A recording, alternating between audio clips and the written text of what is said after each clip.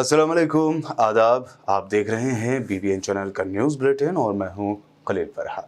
Bulletin की शुरुआत करते हैं हेडलाइंस से। MIM supremo barrister Asaduddin Owaisi की प्रेस कॉन्फ्रेंस, राजा सिंह की वीडियो को बताया पुरअमन फिजा के खराब होने की वजह। मुनव्वर फारूकी पर कहा, मैं कॉमेडियन का नुमाइंदा नहीं। बीजेपी की मुस्लिम मुखालिफ पॉलिसी को किया उजागर।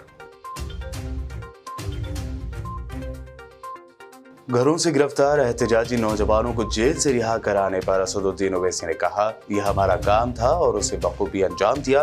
सर तन से जुदा जैसे मुतनाज़े नारों की खुलकर की मुखालफत।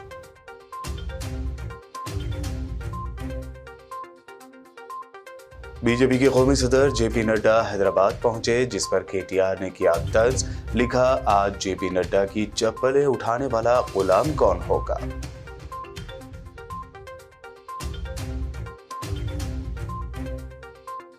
अवाम का इंतजार हुआ खत्म। चंद्रायन गुट्टा फ्लाईओवर अवाम के लिए खोल दिया गया। इफ्तिताही तकरीब में वजीर दाखिला मोहम्मद महमूद अली, MP असदुद्दीन ओवैसी और MLA अकबरुद्दीन ओवैसी ने की शिरकत। गणेश मूर्तियों के निमज्जन को लेकर TRS हुकूमत पर कांग्रेस लीडर V हनुमंत राव ने जाहिर की शदीद नाराजगी। कहा, मुनासिब लाहे अमल इख्तियार नहीं किया गया तो नहीं बैठेंगे खामोश।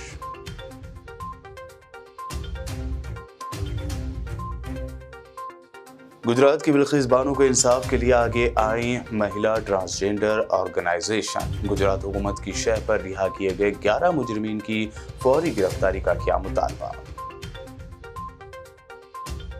तो ये थी हेडलाइंस। अब बढ़ते हैं खबरों की तफसील की जानिब। सदर मजलिस बैरिस्टर असदुद्दीन ओवैसी ने बीजेपी को तनकीद का निशाना बनाते हुए कहा कि मैंने पहले ही नुपुर शर्मा के मौके पर कह दिया था, लेकिन हमारी बात मानी नहीं गई। उन्होंने कहा कि ये बीजेपी की पॉलिसी है कि मुसलमानों और इस्लाम के खिलाफ नफरत को हवा दे।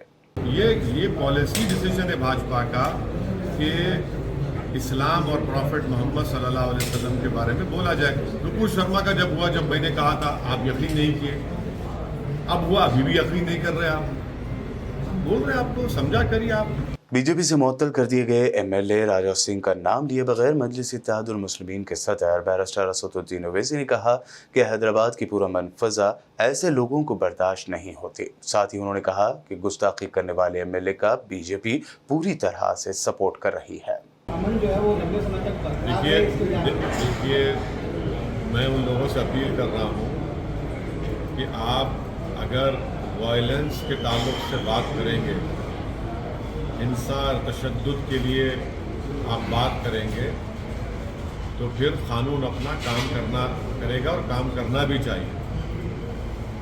आप तशद्दुद, वायलेंस, हिंसा के लिए अगर आप इस तरह की बातें बकवास करेंगे तो कानून को अपना काम करना चाहिए। ये नहीं हो सकता कि आप इस तरह की बकवास करेंगे और कोई वीडियो जारी करेगा, तनाव का माहौल पैदा होगा, तो फिर आपको इस शहर में शायद आपको इस शहर का सुकून, चैन, यहाँ की आबोहवा पसंद नहीं आ रही होगी। तो हो सकता है कि शायद आपको चंचलगुड़ा और चेरलापल्ली की हवा ज़्यादा पसंद आ जाए, तो वहाँ पर शायद आपको अच्छा लगेगा। तो वही दिखता है हमको कि जब शहर हैदराबाद में जो चैन और सुकून की सांस लोग ले रहे हैं, पिछले 8 साल से यहाँ पर कोई दंगा नहीं हुआ है और मुल्क में और पूरे हर जगह पर महंगाई, बेरोज़गारी एक बहुत बड़ा मुद्दा है। उसके बावजूद भी अगर ये लोग इस तरह की वाहियात किस्म की बातें कर रहे हैं, तो मुझे लगता है कि इनको शहर की आबोहवा शायद रास नहीं आ रही होगी। ज़ाहिर है उनको लगता है चंचलगुड़ा और चेरलापल्ली में जो इनका दोस्त है, वहीं पर इनको भिजा कर शायद अच्छा रहेगा, वहीं पर रहना उन लोगों के लिए। सरकार को देखना पड़ेगा इनके लाभ। ED एक्ट के खिलाफ माना जा रहा है कि सर सुप्रीम कोर्ट और हाई कोर्ट का दरवाजा खटखटाएगी। ये भी कहा जा रहा है कि विधायक हैं भारतीय जनता पार्टी के, वो खुद बिल्कुल ये तो ओपन सीक्रेट है कि भाजपा आज भी अपने उस MLA की मदद कर रही है। मैंने पहले भी कहा था आपसे कि बीजेपी सिर्फ आंखों में धूल झोंक रही है सस्पेंशन के नाम पर। और अभी 2 दिन पहले आप ही के बरादरी के लोगों ने मुझे एक ऑडियो भी सुनाया, जिसमें उनके हेड ऑफिस से कोई महाशय हैं जो तयक़ुन दे रहे हैं कि भाजपा उनके साथ है। तो खैर जो भी कानूनी जंग होगी वो हम उम्मीद करते हैं कि टीआरएस की हुकूमत उस कानूनी जंग का सामना करेगी और अच्छे मौसर तरीके से उस केस की पैरवी करेगी। मगर असल आदमी जो वीडियो जारी किया वो जेल में सर अभी। हाँ मीडिया नहीं आपका डिमांड था कि वो आदमी अरेस्ट होना चाहिए वो स्पीच के लिए जो वीडियो उसने जारी किया था, लेकिन पुलिस ने पुराने केसेस को पकड़कर एक दो दिन बाद मीडिया उस पर डालना, उसको कैसे देखा? तो पुलिस को एक अख्तियार है एक्शन लेने का, और उस जो 41 CRP से हाई कोर्ट को गया है मामला, चीफ जस्टिस के इजलास में गया, सितंबर में उसकी मीटिंग, उसकी नई तारीख दी गई है। मैं उनका प्रेशर किया था कि नहीं कोई प्रेशर नहीं है। देखिए जस्टिस होना चाहिए। ये जो मुद्दा है, आप गलती से आप तमाम लोग इसको सिर्फ मुसलमानों के ऐनक लगा के देख रहे हैं। ये हैदराबाद के शहर को बिगाड़ने का, तेलंगाना के भाईचारगी को बिगाड़ने की कॉन्स्पिरेसी थी। ये तो केटीआर का भी वही कॉन्स्पिरेसी का पार्ट आ रहा है सर। एक ये भाजपा की तरफ से जो सर्जिकल स्ट्राइक किया गया है हैदराबाद के ऊपर, ताकि यहाँ पर भाईचारगी खत्म हो जाए, नफरत की दीवारों में और इजाफा हो जाए, यहाँ पर हिंदू मुसलमानों में तनाव पैदा हो जाए।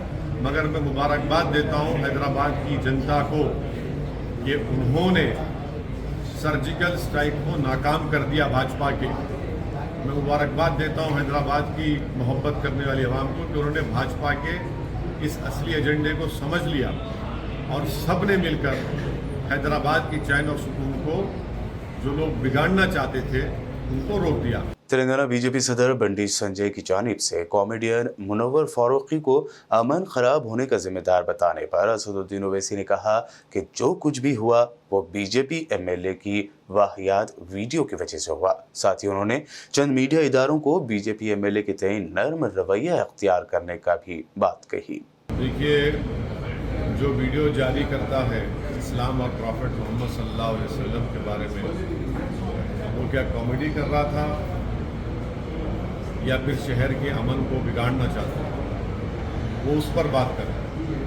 वो अपने लोगों को रोके, अपने पार्टी के नेताओं को समझाए और उस बात को समझिए कि शहर हैदराबाद हो, तेलंगाना हो, यहाँ की जनता, यहाँ की आवाम हरगिज़ इस बात को पसंद नहीं करती कि यहाँ पर अमन एक परमानेंट अमन बन चुका है, उसको कमज़ोर किया जाए।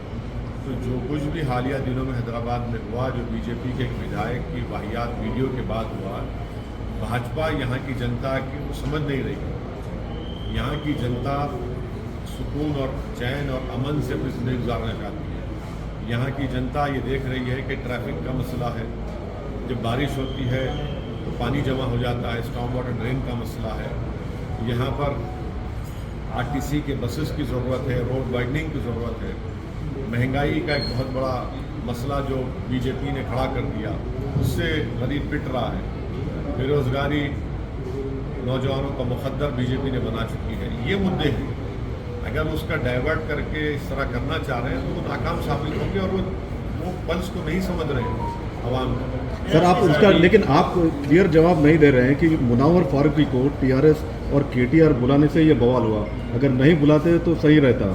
इस बात को मानते हैं आप कि बुला करके जो पहले उसका उकसाया? ऐसा है ना, आपके सवाल में उस शख्स के लिए बड़ी मोहब्बत है जिसने वीडियो जारी करके पूरे हैदराबाद। बिल्कुल नहीं है, बिल्कुल नहीं है सर, बिल्कुल कंडेम करते हैं, बिल्कुल कंडेम करते हैं, लेकिन आप भी कंडेम करिए मुनव्वर फारूकी ने जो कहा था। करते हैं सर, मुनव्वर फारूकी ने जो कहा था उसको कंडेम करते हैं सर। देखिए आप एक एंकर का रोल बहुत अच्छा अदा कर सकते हैं। मैं आपके टीवी चैनल के जिम्मेदारों से अपील करूंगा कि वो जो मोहतरमा जो हमेशा हमारे इंटरव्यू लेने के लिए आप पीछे पड़े रहते हैं, आपकी जगह पे मोहतरमा आपको एंकर बना दिया जाए, मुझे यकीन है कि आपके चैनल के टीआरपी में और थोड़ा बहुत इजाफा हो जाए। सर वो जवाब दीजिए। मैं जवाब दे रहा हूँ, आपकी जवाब दे रहा हूँ, आप ही का जवाब दे रहा हूँ, आप ही का जवाब दे रहा हूँ। और वो जवाब यही है, जवाब यही है कि आप लोग असल चीज़ को कवर कर रहे हैं। आप लोगों को बड़ा एक आर्टिस्टिक तरीके से आप लोग जो है भाजपा के विधायक की गलती को कवर करना चाहते हैं, जो नहीं कवर कर सक रहे। आप लोग एक्सपोज हो चुके। आप लोग जुमे के दिन कैमरा नहीं बल्कि तोप लेकर बैठे थे कि चलो अब मस्जिद से निकलते कि पकड़ेंगे विजुअल। बड़ी आपकी उम्मीदों पर पानी फिर गया। हैदराबाद की आवाम ने कहा कि नो नो बाय बाय, हम आपके एजेंडे को हम सेट करने नहीं देंगे। आपको लगा कि भाई जो इतने दूर दूर से आप लोग आके बैठे 2-2 घंटे, अच्छा है, आप आइए ओल्ड सिटी को आइए, आपको बहुत दिमाग साफ होगा। वहाँ पर चार मीनार के छाँव में बैठिए, मक्का मस्जिद के दामन में बैठिए, वहाँ पर कबाब खाइए, वहाँ पर इडली डोसा खाइए। तो ये चलता है, ये भाजपा की। मुनावर कबाब, अरे भाई देखिए, मैं राजा सिंह ने जो कहा उसको भी तो हम खंडन कर रहे हैं, लेकिन सर काफी मुनावर फारूकी का नाम नहीं ले रहे सर आप तो। सुनिए, हमारी पार्टी के दिए थे नहीं दिए थे, हम सब देख रहे हैं उसको। Stand up comedian Munawar Faruqui पर पूछे गए एक सवाल पर बैरिस्टर असदुद्दीन ओवैसी ने कहा कि वो कॉमेडियन के नुमाइंदे नहीं हैं, बल्कि अपनी पार्टी के एक सिपाही हैं। कॉमेडियन से मुताल्लिक सवाल किसी दूसरे कॉमेडियन से पूछे। मैं कोई कॉमेडियन का नुमाइंदा नहीं हूँ, समझे ना आप लोग। सुनिए मेरे को कॉमेडियन से कोई लेना देना नहीं है, ना मैं वो कॉमेडियन को पसंद भी करता हूँ। मैं एक पॉलिटिशियन हूँ, एक पार्टी का एक सिपाही हूँ। ये कॉमेडियन जो कॉमेडी करते हैं उनसे पूछिए, हमसे मत पूछिए। मगर एक आदमी, एक नेता, एक सियासतदान किसी शहर को यरगमाल नहीं बना सकता। यरगमाल के माने उर्दू में हॉस्टेज नहीं बना सकता, समझे ना? हाँ, ये समझे ना बात को। हाँ। आप कह रहे हैं कि एक्शन आपने बोला अभी कि उस कॉमेडियन का कोई रिप्रेजेंटेटिव नहीं है, आप नहीं हो, आप भी नहीं है, कोई भी नहीं है सर। मगर आप लोग गए थे वहाँ पे, आप लोग गए थे प्रोग्राम नहीं को, गए। आप लोग बाहर से कवर कर रहे थे। आप लोग आने नहीं दिए, बंद करके, दरवाजे बंद करके, पुलिस वालों को ये करके। एक मिनट, केटीआर के ऊपर उतनी क्यों मोहब्बत है सर? एक मिनट सुनिए। आप लोग मेरे से मोहब्बत है, आप इससे मोहब्बत नहीं है, मेरे को इतराज वही है। आप लोग सिर्फ इससे मोहब्बत करते हैं, ऐसा दिखता है कि जवानी में मोहब्बत ही नहीं की, सिर्फ हमसे ही कर रहे मोहब्बत। आपको सरकार की तरफ से सरकार के मंत्री मुनव्वर के शो के लिए ट्वीट करते हैं, ये पूरा जो वाकया हुआ, जो हिंसा हुई या वायलेंस हुआ, तनाव हुआ, उसमें न मुख्यमंत्री न मंत्री कोई एक शब्द नहीं बोलते हैं। इसको कैसे देखते हैं आप? ये आप बोल रहे हैं, नहीं लगता है कि वो भी अपनी पॉलिटिक्स कर रहे हैं? आप बोल रहे हैं, अच्छी बात है वायलेंस, लेकिन मुख्यमंत्री या केटीआर कभी नहीं बोलते, लेकिन उनकी जो है तारीफ करते रहते हैं आप। आज भी दे वो क्या है? सुनिए मेरी बात, हम बोलते क्योंकि आप हमारे से नहीं आते, माशाल्लाह। आप मत आइए, नहीं बोलते, वो नहीं है। आप अरे अप्रिशिएट कर रहे हैं सर, आप बोल रहे हैं। आप आते हमारे दफ्तर को तो हम पूरी इज्जत के साथ, एहतराम के साथ आपको हमारे इज्जत के साथ आपको बिठाते हैं। इसके लिए आते हैं। सुनिए, आप इसलिए आते हैं क्योंकि हम कुछ बोलते। अब जो नहीं बोलना चाह रहे उनके बारे में मैं क्या बोलूँ? अरे फिर सपोर्ट कर रहे हैं सर आप उनको। क्या सपोर्ट क्या कर रहे भाई? मैं क्या, मेरा पार्टी मिनिस्टर है वहाँ पे? नहीं, लेकिन आप उनको कुछ भी नहीं बोल रहे हैं। लगता है सर कि गवर्नमेंट की तरफ से जो बीजेपी अलेज कर रही है कि पॉलिटिक्स की जा रही थी। देखिए आशीष, जो गवर्नमेंट है, मैं तो गवर्नमेंट नहीं हूँ ना।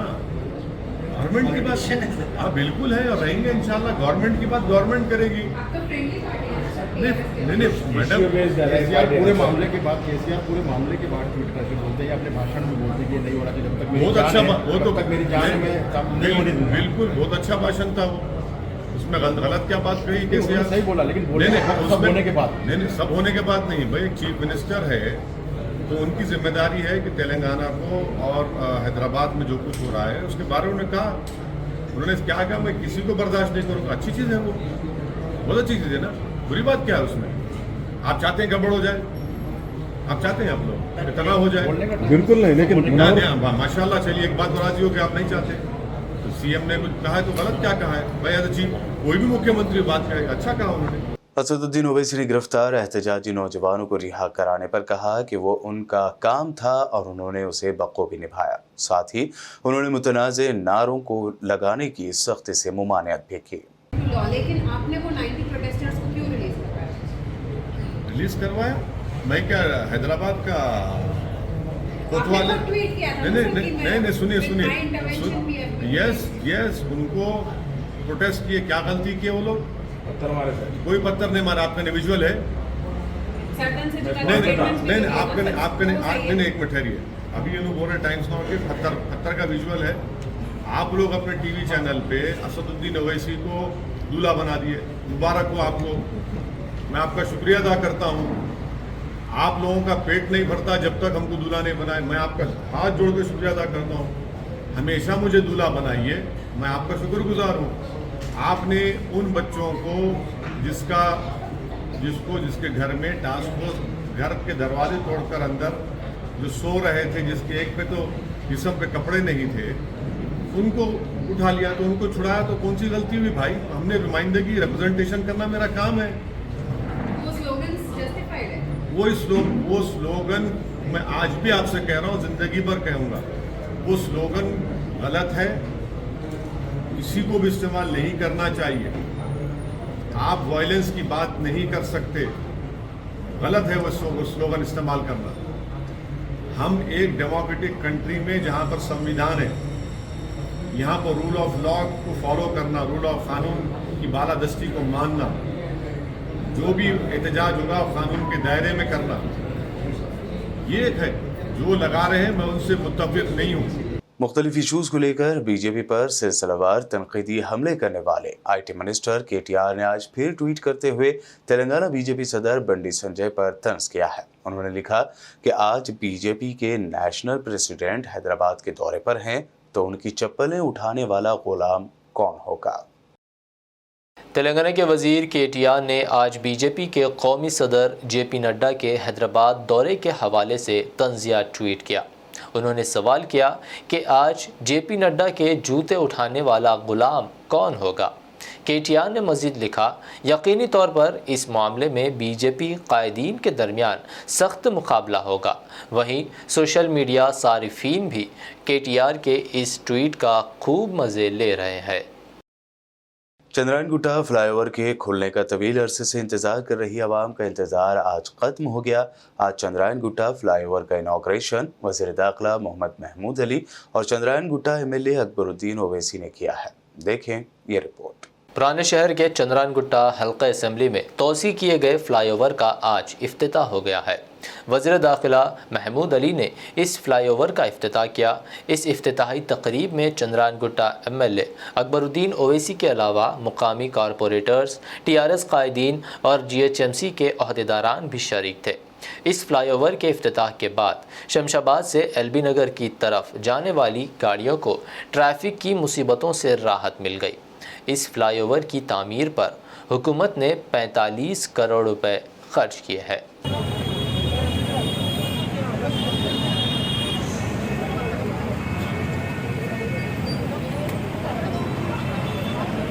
हमारी स्टेट एक अमन की स्टेट है, मोहब्बत की स्टेट है, प्यार की स्टेट है। इसके लिए आवाम की ताउन की जरूरत है।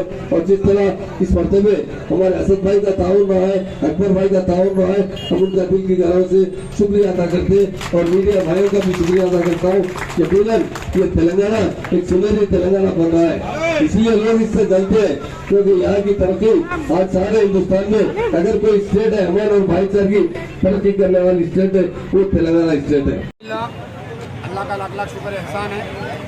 चंद्रायन के फ्लाईओवर का जो एक्सटेंशन का काम था, वो काम पिछले 4-5 दिन पहले मुकम्मल हो चुका था और 23 तारीख को ही इसका इफ्तिताह अमल में आने वाला था और इसका प्रोग्राम था, लेकिन इसको पोस्टपोन करते हुए आज जो है तारीख मुकर्रर की गई थी। आज इसका जो है इफ्तिताह अल्हम्दुलिल्लाह नक़ीब मिल्लत अली जनाब अलहाज शरीफुद्दीन ओवैसी साहब, सदर हिंद मजलिस इत्तेहाद मुस्लिमीन व रुकन पार्लियामेंट हैदराबाद, आली जनाब हबीब मिल्लत अलहाज अकबरुद्दीन ओवैसी साहब, कायद मुखन्ना तेलंगाना असम्बली मजलिस इत्तेहाद मुस्लिमीन पार्टी की मौजूदगी में जनाब महमूद अली साहब होम मिनिस्टर तेलंगाना रियासत के हाथों जो है इसका इफ्तिताह अमल में आ चुका है। आज की इफ्तिताह तकरीब में मोहतरम अली जनाब बैरिस्टर असदुद्दीन ओवैसी साहब, हबीब मिल्लत अकबरुद्दीन ओवैसी साहब, महमूद अली साहब के अलावा मजलिस इत्तेहाद मुस्लिमीन के हल्के असम्बली चंद्रायन गुट्टे के तमाम कॉरपोरेटर्स भी मौजूद थे और आवाम का काफ़ी हुजूम भी आज की इस महफिल में था और जोशो खरोश आवाम में देखा गया और काफ़ी खुशी का माहौल था। कांग्रेस पार्टी के सीनियर रहनुमा वी हनुमंतराव ने गणेश मूर्तियों के निमज्जन को लेकर रियासती हुकूमत पर शदीद नाराजगी और बरहमी जताई है। उन्होंने हुकूमत पर तनकीद करते हुए कहा कि तेलंगाना हुकूमत के पास गणेश निमज्जन को लेकर कोई मनसूबाबंद लाहे अमल नहीं है। खेल के मैदानों में गणेश निमज्जन के करने के इंतजामात के खिलाफ हुकूमत को वार्निंग देते हुए उन्होंने कहा कि अगर खेल के मैदानों को इस मकसद के लिए इस्तेमाल किया गया तो वो खामोश नहीं बैठेंगे। हर चीज लाल बहादुर स्टेडियम में, और ये जो खेलों में स्पोर्ट्स के वजह जो ग्राउंडों में करेंगे तो बच्चे 15 दिन बेकार हो जाते, इससे नुकसान होगा। जिधर के उधर ही रखो। अगर अंबरपेट में प्ले ग्राउंड में रोजाना 200-300 बच्चे खेलते फुटबॉल क्रिकेट, अगर वहाँ कुछ बनाए तो हम तोड़ देंगे बराबर।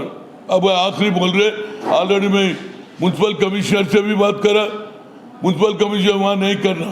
आप जाको बतकमा कुंटा है, जमाने से है, वो बतकमा कुंटू कोई लैंड करा पर कब्जा करा, वहाँ डाल लो। और बाजू और एक जगह महात्मा ज्योतिराव फुले का ऑडिटोरियम करा, वो भी नहीं करते। आप क्या बोले तो कोर्ट है, जीपीओ कह कि प्राइवेट वालों के फेवर में एब्सेंट रहते, उसके फेवर में आता। ये काम जब तक नहीं किया तो मैं बराबर गणेशों में नहीं से झगड़ा होगा। कोई ग्राउंड में ये गणेशों को डालने का काम बंद करो और स्पोर्ट्समैन सरकार के खिलाफ काम करेंगे, ये मैं बता रहा हूँ। जिला निर्मल के भैंसा शहर में कम्युनिटी कॉन्टैक्ट प्रोग्राम पुलिस की जानिब से मुनक्कद किया गया। एएसपी किरण कारे की निगरानी में तकरीबन 100 पुलिस एहलकारों ने इस प्रोग्राम में हिस्सा लिया। भैंसा शहर के गणेश नगर, जुल्फ़िकार नगर में इस दौरान पुलिस ने मुनासिब डॉक्यूमेंट्स न होने पर 79 गाड़ियों को जब्त कर लिया है। मीडिया से बात करते हुए एएसपी किरण कारे ने मज़ीद जानकारी दी। गणेश फेस्टिवल हुआ था, तो इसी के अंदर सिर्फ 2 लाउड स्पीकर अलाउ किया जाएगा। सिर्फ 2 लाउड स्पीकर को परमिशन दिया जाएगा जो 700 वैट्स के रहेंगे। किसी भी डीजे साउंड सिस्टम को अलाउ नहीं किया जाएगा।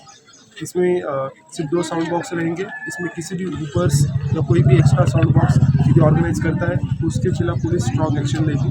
तो मैं सभी मंडल से, उत्सव कमेटी से और सभी लोगों से गुजारिश करता हूँ, जो भी पुलिस की अपील है सभी लोग कोऑपरेट करें और इसमें मैक्सिमम साथ देते हुए एक गणेश फेस्टिवल पीसफुली कैसे सेलिब्रेट हो इसके बारे में सोचें। तो आने वाले गणेश फेस्टिवल में जो भी पुलिस की गाइडलाइन है उसको प्रॉपर्ली फॉलो कीजिए। एक लिंक आपको दिया जाएगा, ये लिंक पूरा तेलंगाना स्टेट गवर्नमेंट की तरफ से एक लिंक है जिसमें आपको अपना जो भी मंडल रहेगा उसको अपना इंफॉर्मेशन फिलअप करना है। तो मैं चाहता हूँ कि सभी लोग जो भी मंडल से अपना इसमें इंफॉर्मेशन फिलअप कीजिए और ताकि हम भी एक प्रॉपर्ली फैसिलिटेट करें। Thank you. बुलेटिन में वक्त हुआ है एक शॉर्ट ब्रेक का। जल्द लौटेंगे और देखेंगे मजीद अहम खबरें।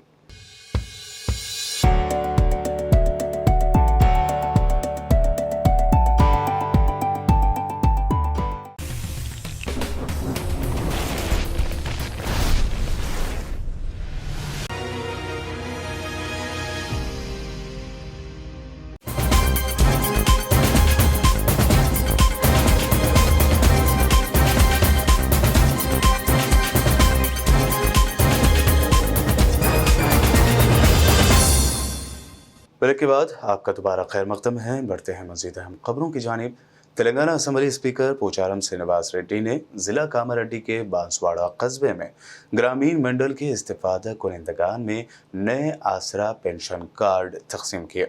तेलंगाना मुल्क की वाहिद रियासत है जो ज़्यादातर गरीबों को आसरा पेंशन फराहम करती है। उन्होंने ये भी कहा कि पहले ही 38 लाख लोग पेंशन हासिल कर रहे हैं हमारी रियासत में। उन्होंने कहा कि रियासत में मजमूई तौर पर 48 लाख लोगों को पेंशन मिलेगी। गुजरात में जो हमसे बड़ी रियासतें हैं सिर्फ 12,40,000, जबकि महाराष्ट्र में 31,50,000 लोगों को ही पेंशन दी जा रही है। మనకంటే డబల్ ఉన్న రాష్ట్రాలు మనకంటే తక్కువ పెన్షన్ ఇస్తున్నాయి. ఈరోజు 4 కోట్ల జనాభా ఉన్నటువంటి తెలంగాణ రాష్ట్రం 45 లక్షలు ఇస్తున్నాం. అంటే రాష్ట్రంలో 1 కోటి కుటుంబాలు ఉంటే సగం కుటుంబాలకు పెన్షన్ ఇస్తున్నారు ఈరోజు రాష్ట్ర వ్యాప్తంగా. ఇది ఇతరులకు మనకున్న తేడా. వికలాంగులను చెప్పుకొని వచ్చి డాక్టర్ సర్టిఫికేట్ లేకపోతే నేనేం చేయలేము. వయసు రీత్యా 57 సంవత్సరాలు ఉన్నటువంటి వారికి తప్పనిసరి ఇస్తాము. కాబట్టి దీన్ని అర్థం చేసుకోవాల్సిందిగా మీకు అందరికీ విజ్ఞప్తి చేస్తూ जगतियाल एमएलए डॉक्टर संजय कुमार ने कहा कि हर घर तरक्की, हर चेहरे पर खुशी, ये सीएम केसीआर का मकसद है। जगतियाल टाउन के मुख्तलिफ वार्ड्स के इस्तेफादा कुनिंदगान में आसरा पेंशन कार्ड्स की मंजूरी के मौके पर उन्होंने ये बात कही। म्यूनसिपल चेयरपर्सन भोगा शिरवानी प्रवीण भी इस मौके पर मौजूद थे। इस मौके पर 11 बच्चियों को 1,50,000 सीएम रिलीफ फंड के चेक्स और कल्याण लक्ष्मी और शादी मुबारक के 11 लाख रुपए के चेक्स तकसीम किए गए। రాష్ట్రంలో కాదు దేశంలో మున్సిపల్ స్థాయిలో అంటుంటే నన్ను చేయాల్సి అంటే తప్పనండి, కానీ నా కర్మకు కరోనా వెంటనే వెళ్ళలేదు. నిజంగా బాధనిపిస్తున్నాం. నిధులు లేవు, ప్రపంచంలో తిరగబెట్టాయి, దాంతో కొంత స్లో అవుతుంది. కానీ ఏదైతే ఎమర్జెన్సీలో అటువంటి దవాఖాన ఎంత తొందరగా కంప్లీట్ చేస్తాం, మెడికల్ కాలేజ్ పెడుతున్నాం. రేపు 10వ తారీఖు నాడు దానికి కూడా గౌరవనీయులు ముఖ్యమంత్రి గారు మెడికల్ కాలేజ్ భూమి పూజ చేయబోతున్నారని చెప్పి ఈ సందర్భంగా మీరు కూడా మీరు అందరూ వచ్చి ఆశీర్వదించాలని చెప్పి అమ్మ అక్కలు అందరూ కూడా కోరుతా ఉన్నా. 10వ తారీఖు నాడు మీరు కుటుంబ సమేతంగా రావాలి. 48 खानदानों के लोगों के लिए जो गुज़िस्ता 30 सालों से एरागड्डा मेंटल हॉस्पिटल की जगह पर घर बना रहे हैं, उन्हें डबल बेडरूम मकान मुख्तस करने का वादा किया गया है। एमएलए की जानिब से किए गए इस ऐलान पर आवाम ने खुशी का इजहार किया है। इस प्रोग्राम में एरागड्डा यूथ के सदर संजीवा शरीफ कुरैशी व दीगर मौजूद थे। వీళ్ళంతటి వీళ్ళే మేము 28వ తారీఖు నాడు వెళ్ళిపోతామని చెప్పి లెటర్ ఇస్తాం. అది ఒకటి కొంచెం ప్రాబ్లం అయింది. ఏదో ఒకటి మాట్లాడి పేదవాళ్ళకి మేము అండగా ఉంటాం. మా ప్రభుత్వం కేసీఆర్ గారు ఎప్పుడు పేదవాళ్ళ గురించే ఈ స్కీమ్లను తీసుకొస్తాం జరిగింది, ఇట్లా డబుల్ బెడ్రూమ్ తీసుకొస్తాం జరిగింది. అందుకని మా చేతిలో ముందు పేదవాళ్ళ గురించి ఆదుకునే బాధ్యత మాది. 100% ఎవరికి అన్యాయం జరగదు. కొన్నాళ్ళందరికీ అందరూ కూడా అదే రిక్వెస్ట్ చేసుకుని వచ్చాను. మరి మనం పద్ధతి ప్రకారం పోదాం. ఎందుకంటే ఇప్పుడు హాస్పిటల్ వాళ్ళు ఊరుకోరు. ఎందుకంటే వాళ్ళ ఫేవర్గా ఆర్డర్ వచ్చిన తర్వాత మళ్ళీ సుప్రీంకోర్టులో వేశారు. సుప్రీంకోర్టులో వేస్తే మళ్ళీ కంటెంప్ట్ అవుతుంది. కంటెంప్ట్ అయితే ప్రభుత్వం ఉద్యోగస్తులకు డేంజరు, మళ్ళీ వీళ్ళకి కూడా డేంజరు. అందుకనే ఆ లీగల్గా అన్ని చూసుకుని మరి ఆర్డీఓ గారికి చెప్పినప్పుడు ఎంఆర్ఓ గారితో మాట్లాడాం. ఎంఆర్ఓ గారు అదే అన్నారు, ఎందుకంటే మనం ఒక సోమవారం నాడు తర్వాత ఒక టైం పెడదాం సార్, ఆ టైం ప్రకారం వీళ్ళకి ఎట్లా ఏం చేయాలని చెప్పేసి చేసి ఇక్కడ నుంచి వాళ్ళకి గ్యారెంటీ ఇచ్చి పంపిద్దాం, వాళ్ళకి భరోసా ఇచ్చే పంపిద్దాం. ఇట్లాంటి కార్యక్రమాలు మేము చాలా చేస్తున్నాం. మీరు చూశారు కార్మిక నగర్ మెయిన్ రోడ్డు మీద 320 గుడిసెలు ఉంటే తీసి వాళ్ళకి పక్కా ఇల్లు ఇచ్చి పంపించాం అందరికి కూడా. ఇప్పుడు వాళ్ళు చాలా హ్యాపీగా ఉన్నారు. याकूतपुरा एमएलए अहमद पाशा कादरी ने आज दबीरपुरा डिवीज़न में वाटर, इलेक्ट्रिसिटी व दीगर डिपार्टमेंट के अहदेदारों के हमरा तफसीली दौरा किया। मुख्तलिफ इलाकों से आवाम ने शिकायत की थी कि उन्हें पिछले 2 दिनों से पीने का पानी सरबराह नहीं हो रहा था। आवाम की शिकायत के बाद एमएलए पाशा कादरी ने दौरा करते हुए अहदेदारों को फौरी इस मसले के हल की हिदायत दी। उनके इस दौरे के मौके पर दबीरपुरा कारपोरेटर अलमदार वाला जाही, मजलिस के इब्तिदाई सदर व मुअत्तमिदीन मौजूद थे। असेंबली हल्के के बल्दी डिवीज़न रैन बाजार और दबीरपुर इलाके के कुछ हिस्सों में बल्दी भर की आबरसानी के अहदेदार के साथ दौरा किया गया। नकीब मिलत बैरिस्टर असदुद्दीन साहब सदर मजलिस पार्लियामेंट की हिदायत पर यहाँ की आवाम के मसाइल थे उनको फौरी हल कराने के लिए पाबंद किया गया था। खुसूसन दबीरपुरा बल्दी डिवीज़न में बाग लश्कर जंग के पास चंद गलियों में पानी नहीं आ रहा है। अतराफ अकनाफ के घर इलाकों में पानी आ रहा है। जिन जिन घरों में पानी नहीं आ रहा उसका लिया के पूरी निशानदेही करें और वाटर वर्क्स के इंजीनियर 2 नंबरों के साथ नोट कर लिए। इंशाल्लाह कल की सप्लाई में इंजीनियर्स आके गौर करके पूरा मुआयना करके देखेंगे किस वजह से पानी नहीं आ रहा है, उसका भी जायजा लेंगे। इस इलाके में पानी अच्छा प्रेशर से जारी करना आबरसानी के अहदेदारों का फर्ज है। इंशाल्लाह वो 1-2 रोज़ की सप्लाई में पानी यहाँ का बहाल होगा। और एक ये दबीरपुरा पुलिस स्टेशन के पीछे गली में ये एक गड़ा है जिसमें वाल भी है, नल भी है, बोरिंग भी है, तो काफ़ी डीप में है। वो बाज़ाब्ता बनाए तामीर करके है, तो वहाँ पे मोहल्ले वालों का मुतालबा है कि उसको एक टांकी बिठा के पानी का कनेक्शन उसमें दे देना चाहिए ताकि इमरजेंसी में यहाँ के लोगों को सहूलत हो सके। वो भी मेंटेनेंस में लेने के लिए डीजीएम को भी बताया गया, उन एस्टीमेट तैयार करते मुझे बोले हैं वो भी यहाँ पर होगा तो लोगों को सहूलत रहती है।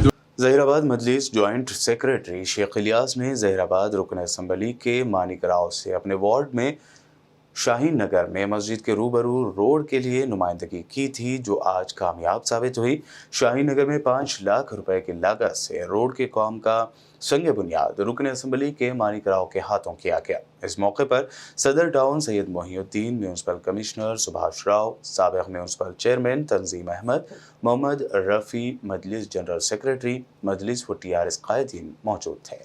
अस्सलामु अलैकुम वरहमतुल्लाहि वबरकातुहू। मैं Sheikh Ilyas Zaheerabad MIM town joint secretary जनाब बारिस्टर असदुद्दीन अवैसी साहब की हिदायत पर और Sangareddy district incharge Karwan MLA साहब कौसर मोहद्दीन साहब की हिदायत पर मैंने ज़हराबाद MLA के माणिक राव साहब से हमारे एरिया की रोड के लिए नुमाइंदगी की थी। मैं MLA माणिक राव साहब का भी शुक्रिया अदा करता हूं कि माणिक राव साहब ने हमारे एरिया को 5 लाख रुपए की लागत से रोड सैंक्शन की और उसका इनाग्रेशन आज अमल में आया। और मैं उसके साथ साथ मेरे जो मुकामी ज़िम्मेदार हजरात हैं, हमारे रफ़ी साहब, हमारे तसफ़ुर साहब, यूनुस भाई, कोहिर के सदर साहब, वसीम भाई, मोइन भाई और महल्ले के अफराद का मेरे तहे दिल से मैं शुक्रिया अदा करता हूं। और एक बार ज़हराबाद म्यूनसिपलिटी कमिश्नर सुभाष राव साहब का मैं तहे दिल से शुक्रिया अदा करता हूं कि सुभाष राव साहब ने भी हमारी इस काम के लिए बहुत मदद की। और फिर एक बार मैं ज़हराबाद MLA के माणिक राव साहब का तहे दिल से शुक्रिया अदा करता हूं। खुदा हाफिज़। अस्सलाम वालेकुम। सुप्रीम कोर्ट के साबिक chief justice mister NV Ramana को TUWJ के रियासती सदर अलम नारायण ने मुबारकबाद पेश की, जो कल रिटायर हुए हैं, जबकि आज उनकी सालगिरह मनाई गई। Telangana union of working journalist की जानिब से उन्हें उनकी सालगिरह की मुबारकबाद पेश की गई। इस मौके पर क्रांति किरण, TUWJ के general secretary A Maruti Sagar, Vamsi, Delhi TUWJ के सदर वेंकट, दिल्ली के सीनियर सहाफ़ी अरुण कृष्णा राजू वगैरह मौजूद थे। हैदराबाद के इलाके आरामगढ़ में वाक़े मेट्रो कन्वेंशन में इंडियन हज व उम्रा एक्सपो 2022 की इफ्तिताही तकरीब में हज कमेटी चेयरमैन मोहम्मद सलीम ने बतौर चीफ गेस्ट शिरकत की। इस मौके पर मुख्तलिफ टूर्स एंड ट्रैवल्स के जिम्मेदारान व दीगर मुमताज़ शख्सियात मौजूद थी।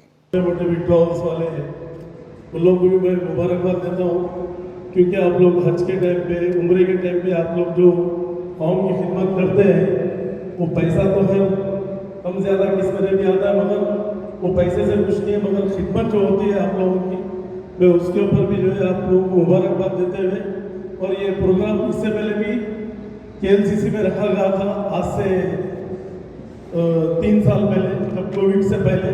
उसके बाद में कोविड के बाद प्रोग्राम नहीं हुआ है, अब कोविड के बाद अब हुआ है। जो प्रोग्राम भी जो रखे हैं उनको भी मैं मुबारकबाद देता हूँ, क्योंकि हमारे से भी जो है, गवर्नमेंट से भी जो सपोर्ट होना है, आप लोगों को बराबर सपोर्ट मिलेगी हमारे से। और इंशाल्लाह ताला यही नहीं, यहाँ से दिल्ली तक प्राइम मिनिस्टर बोलो, प्रेसिडेंट ऑफ इंडिया बोलो, कोई भी तकलीफ है तो हम बराबर आप लोगों के साथ हैं। हैदराबाद के इलाके हिमायत नगर में वाक़े मखदूम भवन में आज गुजरात की बिल्किस बानो को लेकर तेलंगाना महिला एंड ट्रांसजेंडर ऑर्गेनाइजेशन JAC और सिविल सोसाइटी ऑर्गेनाइजेशन की जानिब से राउंड टेबल कॉन्फ्रेंस मुनक्कद की गई। इस कॉन्फ्रेंस में बिल्किस बानो मामले में 11 मुजरिमीन की रिहाई की शदीद मसम्मत की गई। मुजरिमीन की रिहाई को फौरी वापस लेने का पुरजोर मुतालबा किया गया। एक बार उनसे मशवरा तो तक करते कम से कम, तो ये बहुत ही नाइंसाफ़ी यहाँ पे हो रही है, हम इसके खिलाफ आवाज़ उठा रहे हैं। हमारी जैक है, women and transgender organisations JAC है।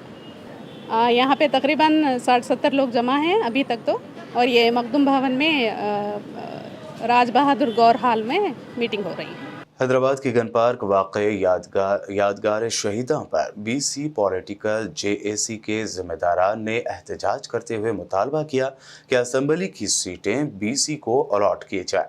JAC के चेयरमैन R योगेंद्र गौड़ ने कहा कि पिछले 50 सालों से किसी भी पार्टी ने मनुगुरु हलके में BC उम्मीदवार को टिकट देने का कोई रिकॉर्ड नहीं है। उन्होंने दावा भी किया कि जो भी पार्टी BC उम्मीदवार को टिकट देगी वो यकीनी तौर पर जीत हासिल करेगी। उन्होंने ये धमकी भी दी कि अगर किसी भी सियासी पार्टी की जानिब से BC तबके के उम्मीदवार को टिकट नहीं दिया गया तो वो अपनी JAC की जानिब से मुश्तरका उम्मीदवार इंतखाबी मैदान में उतारेंगे। కానీ ప్రజలు కానీ మధ్య వారిది ఉన్న జర్నలిస్టులు ఉన్నారు, ఆ జర్నలిస్టులు మిత్రులు ఆయన పోటీ పడుతూ ఉన్నారు, ఇంకొక నేత పోటీ పడుతూ ఉన్నారు। అధికార TRS లో కూడా ఒక BC నాయకుని వినిపిస్తూ ఉంది పేరు, మళ్ళీ బీజేపీ ఏమో ఆల్రెడీ ప్రకటించింది ఉప ఎన్నికలు వచ్చినాయి, ఆయనకే టికెట్ సిట్టింగ్ అని. మళ్ళీ మిగతా కాంగ్రెస్ టీఆర్ఎస్ పార్టీలు కూడా ఆలోచించి బీసీలకు ఇస్తే పార్టీలకు ఖచ్చితంగా ఈరోజు జేఏసీ పక్షాన అందరినీ కలుపుకోపోయి అన్ని సంఘాలు కలుపుకోపోయి ఈరోజు మేము గెలిపించుకున్న బాధ్యత పొలిటికల్ జేఏసీ తీసుకుంటుంది. లేని పక్షంలో ఇదే పొలిటికల్ జేఏసీ తరఫున ఉమ్మడి అభ్యర్థిని నిలబెట్టి కూడా ఈరోజు గెలిపించుకుంటాం అని చెప్పి ఈ సందర్భంగా అన్ని పార్టీలు మేము హెచ్చరిస్తా ఉన్నాం. आरमूर प्रेस क्लब सदर मुरली की जानिब से सहाफ़ियों को अराजियात के अलॉटमेंट की राह हमवार करने पर chief justice of India NV Ramana से इजहार तशक्कुर करते हुए उन्हें मुबारकबाद दी गई। जर्नलिस्ट हाउसिंग कोऑपरेटिव के अमकना अराजियात के लिए जो फैसला किया है, सुप्रीम कोर्ट ने अब इंतहाई वाज़ेह फैसला सुनाया है, जिसकी वजह से सहाफ़ियों को मकानात तामीर करने की राह हमवार हो गई है। इस मौके पर सीनियर सहाफ़ी याहिया याफ़ई, अजीम मोहम्मद सादिक के अलावा दूसरे मौजूद थे। ఎన్నో సంవత్సరాలుగా ఇళ్ల స్థలాల విషయంలో ఎదురు చూస్తున్న మాలాంటి జర్నలిస్ట్ మిత్రులందరికీ ఈరోజు మంచి సువర్ణావకాశాన్ని కల్పించి మంచి శుభవార్త చెప్పిన ఆయనకు తెలంగాణ జర్నలిస్ట్ యూనియన్ తరఫున ప్రత్యేకించి మా ఆర్మూర్ ప్రెస్ క్లబ్ తరఫున ఆయనకు ప్రత్యేక కృతజ్ఞతలు తెలియజేసుకుంటున్నాము. అలాగే ఈరోజు ఆయన పుట్టినరోజు సందర్భంగా కూడా ఆర్మూర్ ప్రెస్ క్లబ్ తరఫున మా అందరి తరఫున హృదయపూర్వక జన్మదిన శుభాకాంక్షలు తెలియజేస్తున్నాం. आदिलाबाद TSRTC के ज़ेर एहतमाम बस डिपो गैरेज में मेगा ब्लड डोनेशन कैंप का इनेकाद अमल में लाया गया। इस कैंप में ज़िला SP आदिलाबाद D उदय कुमार रेड्डी ने बहैसियत मेहमान खुसूसी शिरकत की और मेगा ब्लड डोनेशन कैंप का इफ्तिताह अंजाम दिया। इस मौके पर आदिलाबाद RTC रीजनल मैनेजर ने भी खून का अतिया दिया। इसके अलावा RTC ओहदेदारान, ड्राइवर्स और मुकामी अफराद ने भी शिरकत करते हुए खून का अतिया दिया। इस मौके पर ज़िला SP उदय कुमार रेड्डी ने बात करते हुए RTC ओहदेदारों की ब्लड डोनेशन कैंप मुनक्कद करने पर सताइश की और ये भी कहा कि खून अतिया देने से इंसान बहुत से जिस्मानी अमराज से महफूज रहता है और ये बहुत बड़ी इंसानी खिदमत भी है। కార్మికులందరూ వచ్చి ఇప్పుడే బ్లడ్ డొనేషన్ స్టార్ట్ చేశారు. ఈరోజు వీళ్ళని స్ఫూర్తిగా తీసుకొని, ఎందుకంటే మనకు ఆదిలాబాద్ ఉమ్మడి ఆదిలాబాద్ జిల్లాలో ఎక్కువ తలసీమియా వ్యాధిగ్రస్తులు చాలామంది ఉన్నారు. రెగ్యులర్గా వాళ్ళకి బ్లడ్ అవసరం ఉంటుంది. దాన్ని దృష్టిలో పెట్టుకొని ఆదిలాబాద్లో ఆల్రెడీ అవేర్నెస్ బాగుంది. అందరూ ఏ పిలిపించినా కూడా ముందుకు వచ్చి బ్లడ్ డొనేషన్ చేస్తున్నారు. सिकंदराबाद के इलाके अलवाल में चोरी की वारदात पेश आई है। तफसीलात के मुताबिक रोड नंबर 7 के रिहायशी बंगार रेड्डी अपने वालिद के इंतकाल पर आखिरी रसूमात में शिरकत के लिए अपने बड़े भाई के घर गए हुए थे। जब वापस आकर देखा तो घर में चोरी हो चुके थे। बंगार रेड्डी ने चोरी की शिकायत पुलिस में की और अपार्टमेंट के वॉचमैन पर शुबा भी जाहिर किया। पुलिस और क्लोज टीम वाक़े की तहकीकात कर रही है। बताया गया कि बंगार रेड्डी के बेडरूम में जा बजा खून के कतरे भी पड़े हुए थे, जिससे पुलिस ने अंदाज़ा लगाया कि सरक़े के दौरान चोर खुद भी जख्मी हुआ होगा। इस बुनियाद पर पुलिस मामले की तहकीकात कर रही है।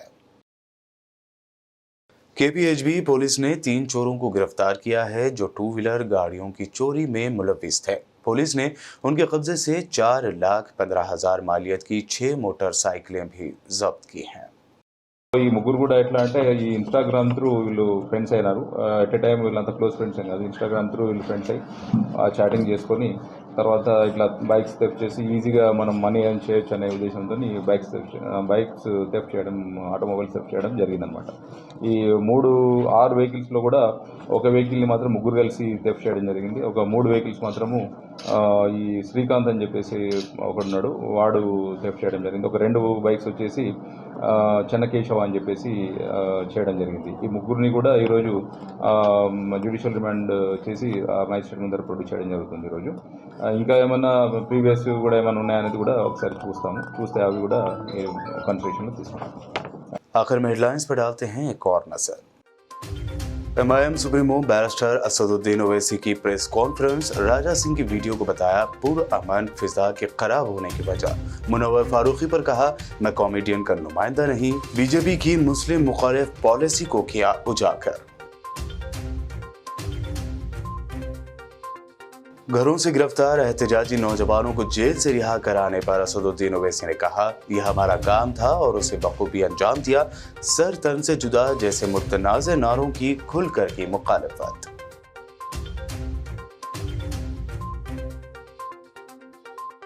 बीजेपी के कौमी सदर जेपी नड्डा हैदराबाद पहुंचे, जिस पर केटीआर ने किया तंज। लिखा, आज जेपी नड्डा की चप्पलें उठाने वाला गुलाम कौन होगा।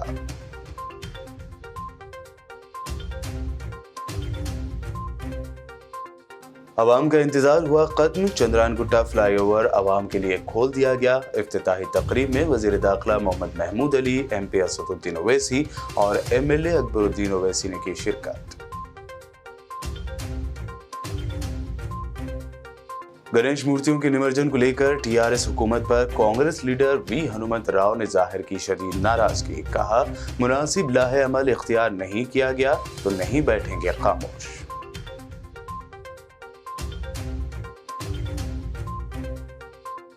गुजरात की बिल्किस बानो के इंसाफ के लिए आगे आई महिला ट्रांसजेंडर ऑर्गेनाइजेशन। गुजरात हुकूमत की शह पर रिहा किए गए 11 मुजरिमीन की फौरी गिरफ्तारी का किया मुतालबा। न्यूज बुलेटिन में ये थी अब तक की अहम खबरें। ताज़ा तरीन खबरों और दिलचस्प प्रोग्राम्स के लिए देखते रहिए BBN चैनल। BBN चैनल के व्यूअर्स के लिए एक अहम इत्तला। अब BBN चैनल का टेलीकास्ट भारत भर में हो रहा है। हमारे व्यूअर्स भारत में कहीं भी टीवी पर आप BBN चैनल देख सकते हैं। स्क्रीन पर BBN चैनल की टेलीकास्ट डिटेल्स दस्तयाब हैं। इसके अलावा भारत भर में किसी भी एरिया में अगर आप BBN चैनल देखना चाहते हैं तो आप अपने केबल ऑपरेटर को इसके लिए कह सकते हैं। आपकी डिमांड पर वो ज़रूर BBN चैनल टेलीकास्ट करेंगे, क्योंकि BBN एक फ्री टू एयर चैनल है। इसके लिए आपको सिर्फ हमारे दिए गए नंबर पर केबल ऑपरेटर से कॉल या व्हाट्सएप पर मैसेज करवाना है। हम आपके केबल ऑपरेटर तक BBN चैनल पहुंचा देंगे, जिससे वो आपके एरिया में टेलीकास्ट कर सकते हैं। इसके लिए चैनल की हमारी पूरी टीम लगातार काम कर रही है ताकि आप तक BBN चैनल को पहुंचाया जाए। इसके अलावा BBN चैनल को भारत भर में रिपोर्टर्स की ज़रूरत है। अगर आप सहाफ़ी हैं और BBN चैनल से जुड़ना चाहते हैं तो आप भी दिए गए नंबर पर रब्त कर सकते हैं।